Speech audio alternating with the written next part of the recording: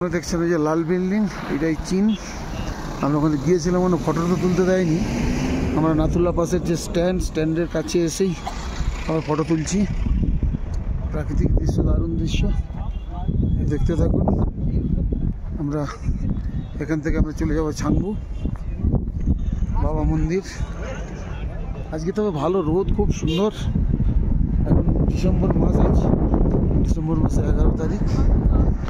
বরফ একটু একটু পড়ছে, বলছে জানুয়ারি ফেব্রুয়ারি থেকে বরফ পুরো পাওয়া যাবে। এপ্রিল মে মাসগুলো তো বরফ প্রচুর পাওয়া যায়, এপ্রিল মে মাসে। তো বরফের থেকে এই পরিবেশটা খুব ভালো লাগছে, রোদ উঠেছে, সুন্দর পরিবেশ, সুন্দর, মানে অপূর্ব, ওয়ান্ডারফুল। দেখুন, দেখিয়ে দিচ্ছি কত সুন্দর জায়গা নাথুলা।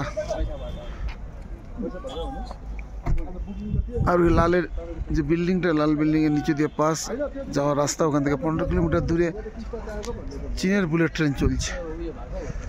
দারুণ জায়গা, দেখতে থাকুন, সুস্থ থাকুন, ভালো থাকুন, নমস্কার।